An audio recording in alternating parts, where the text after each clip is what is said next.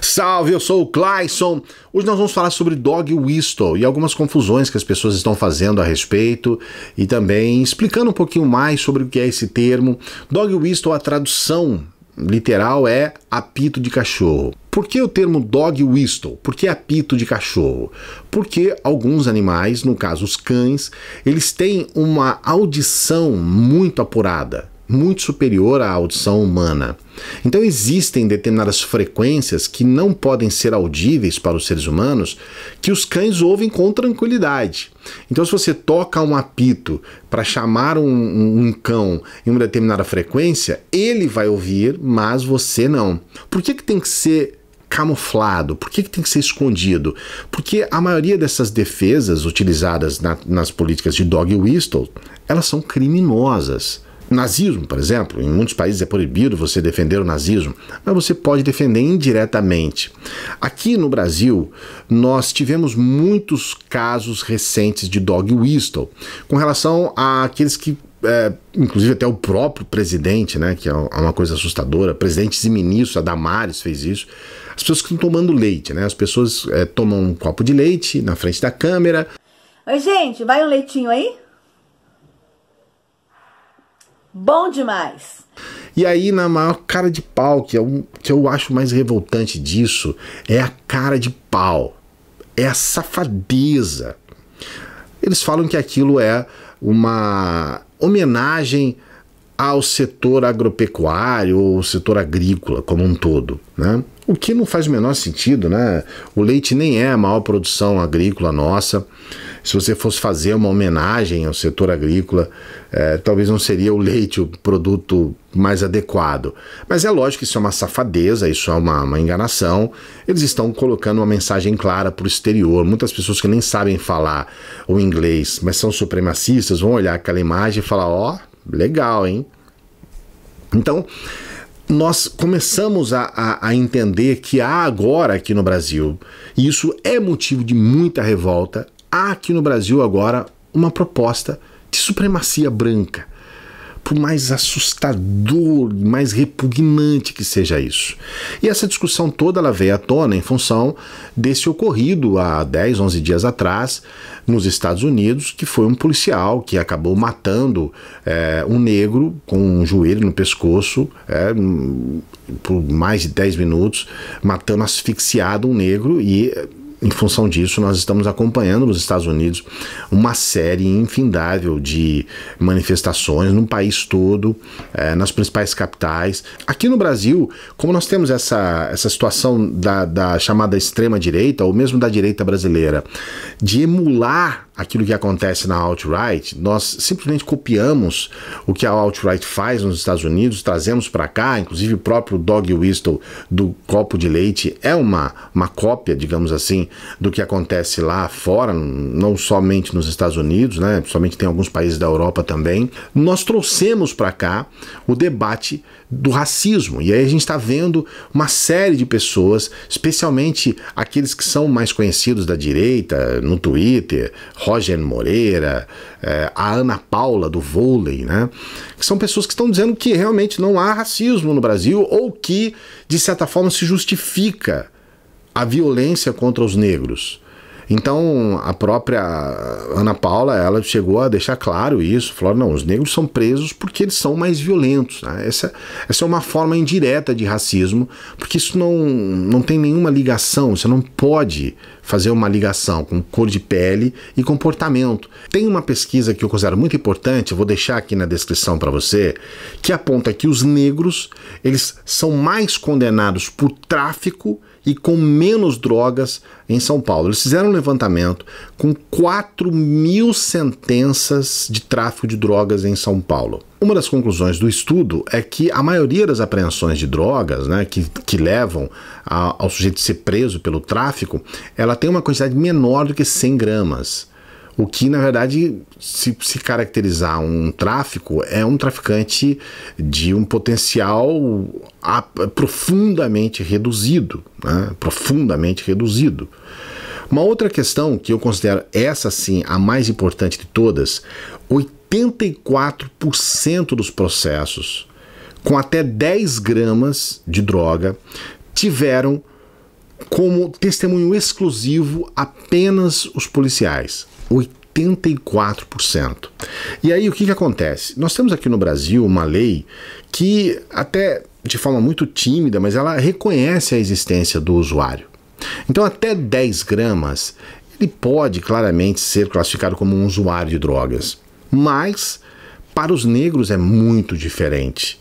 Para os negros você se torna um traficante. Aqui nós já temos também uma prova, né, que isso aqui é um estudo científico, uma prova de que realmente há uma diferença de tratamento em relação aos negros na mesma circunstância.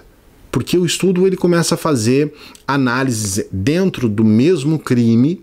Muitos brancos são colocados como usuários muito mais do que os negros. Então, simplesmente por uma questão de cor de pele, porque a quantidade de drogas é a mesma, a circunstância é a mesma.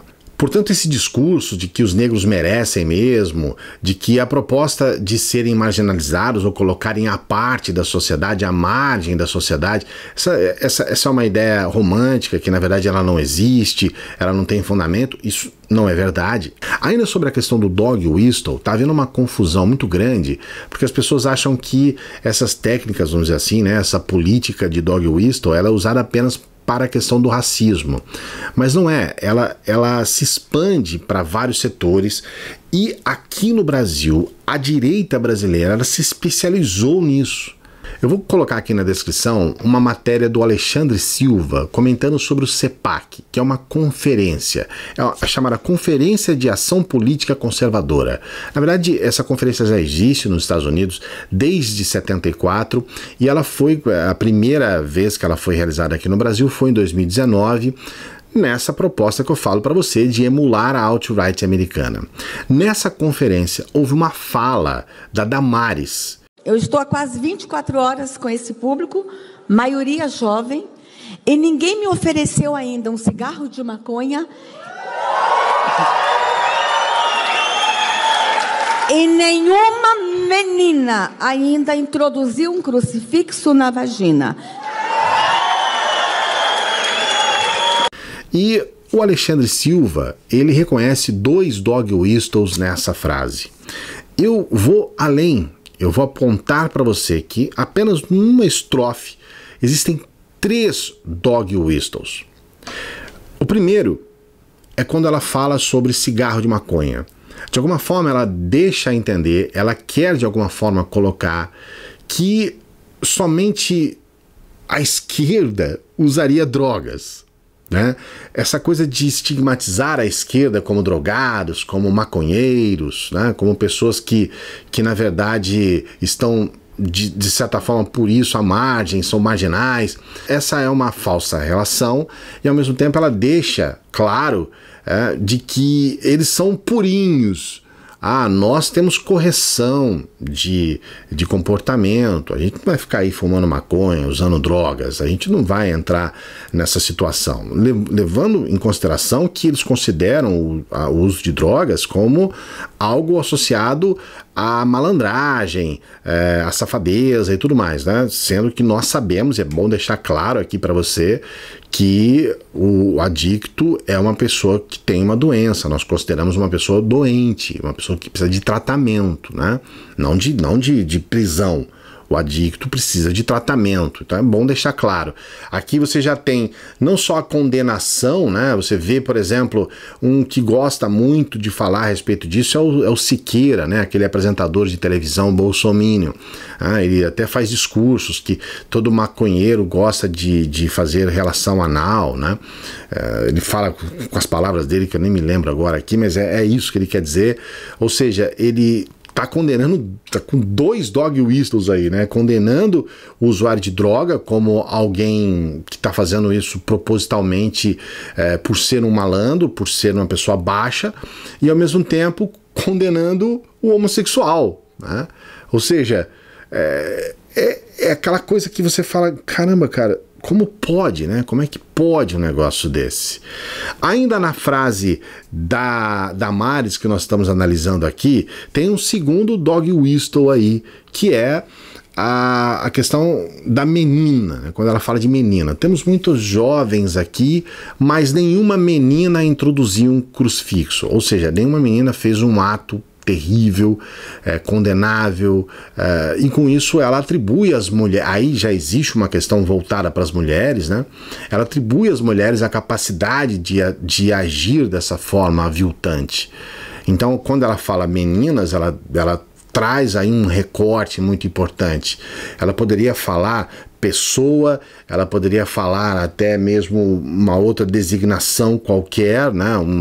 Uma pessoa do mal, alguém do mal, ou enfim. Ela poderia falar muita coisa, mas ela fez questão de utilizar a palavra menina, né? Para deixar claro que há aqui um pensamento voltado para a mulher de forma pejorativa, colocando a mulher numa situação terrível, né? Uma situação de um ato condenável. E depois ela fala sobre introduzir um crucifixo na vagina, e aí ela utiliza o termo crucifixo, que a gente bem sabe que não só ela, né? A maioria dos neopentecostais, eles têm uma questão assim de muita resistência em relação a imagens e tudo mais. Eles inclusive acham que adorar imagens é algo próximo a adorar ao próprio Satanás, né? É o mal. Então eles são contra realmente essa questão. E o crucifixo para o neopentecostal é também condenável.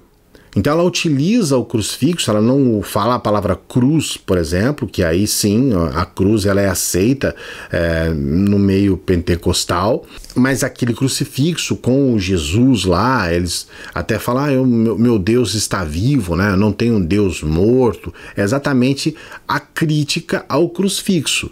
E ela utiliza isso num desrespeito enorme à Igreja Católica, né? Ela lança a mão desse artifício para, de certa forma, colocar a Igreja Católica e, de certa forma, colocar aí uma relação diferenciada dos neopentecostais lá dentro.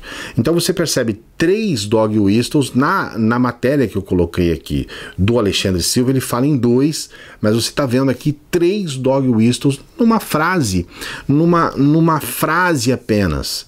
Então é importante a gente entender o momento em que nós estamos vivendo, esse conceito que nós estamos agora tendo que trabalhar, né, de apito de cachorro, ou seja, essa forma indireta deles fazerem a militância, mas ao mesmo tempo de arrebanhar, né, de mostrar para a militância que eles estão firmes e fortes.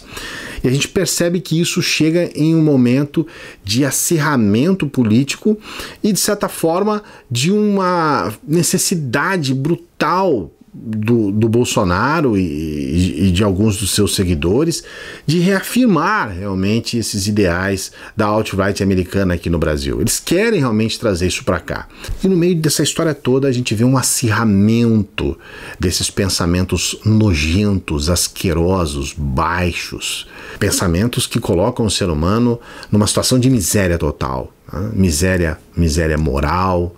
E eu até falo para você, um dos motivos que me faz dizer com muita alegria que eu sou um cara da esquerda é exatamente pelos ideais humanistas. É claro que isso não garante que todos da esquerda são humanistas, mas aqueles que querem buscar a essência acabam sendo, porque não tem outro caminho que não seja o caminho de olhar para os seres humanos como seres iguais. Nós estamos nos Estados Unidos agora com um pendor muito forte na defesa de um dos 3 conceitos que foram levantados ainda na Revolução Francesa, que é liberdade, igualdade e fraternidade. O termo igualdade, lá nos Estados Unidos agora, é o termo que está sendo mais utilizado, porque o que eles querem, na verdade, eles não querem que os negros estejam acima dos brancos, eles querem igualdade. E esse ideal de igualdade é um ideal que norteia a esquerda, que norteia o progressismo. É importante a gente entender um pouco além disso. Paralelo a isso, nós temos o nosso Brasil, né? Falando em Brasil paralelo, a gente tem o nosso Brasil aqui. Sabe qual é o nosso Brasil paralelo? O Ministério da Saúde há mais de 20 dias sem um ministro em meio a uma pandemia. O Ministério não consegue divulgar o número de mortos. Ontem saiu, era 11 horas da noite. Eles não conseguem divulgar. Presidente, fala-se dessa alteração da divulgação do Ministério da Saúde em relação aos dados. que agora está sendo divulgado às 10 da noite. Acabou a matéria do Jornal Nacional? Qual a tua imprensa? CD, né? O INSS não consegue atender, analisar o número de pedidos para aquelas pessoas que estão agora precisando. A gente está vendo, por exemplo, que em muitos lugares, aqui no Rio de Janeiro, por exemplo, Crivella liberou ontem 20 mil camelôs nas ruas, em um momento em que a curva nossa ainda está ascendente. A gente nem sequer fez o isolamento como deveria ser feito. E nós temos uma série de governantes já promovendo a abertura, mesmo que gradual. Eles estão não só batendo cabeça, eles estão numa situação em que a população está em quinto plano. Prova disso foi a retirada de 83 milhões de reais do Bolsa Família. O Bolsonaro tira esse dinheiro do Bolsa Família neste momento de pandemia para investir em comunicação. E a comunicação do Bolsonaro, como a gente bem viu aí por esses dias, ele investe até em sites pornô. Ou seja, a gente está realmente numa situação terrível no país. Nós estamos aqui no Brasil nas mãos de um governante que parece claramente querer a morte das pessoas ou não se importar com essas mortes. Todas as vezes que ele é interpelado, inclusive pelos seus próprios seguidores, a respeito dos problemas das mortes que nós temos aqui no Brasil, ele sempre dá de ombros. Uma hora ele fala, e daí? Outra hora ele fala, eu sou o Messias, não faço milagres. E ele se mostra ali claramente ser uma pessoa completamente insensível. O nome disso é sociopatia, ou seja, é um psicopata social. Não tem outro nome mais adequado para designar esse tipo de atitude. Temos um grupo horrível de aloprados, malucos e sociopatas de um lado e a população refém e de alguma forma morrendo do outro lado. Eu peço para você dar o joinha no vídeo, se inscrever se você ainda não é inscrito, que a gente está sempre firme aqui para trazer informações de relevância para você. Infelizmente, nem sempre muito feliz. Até a próxima.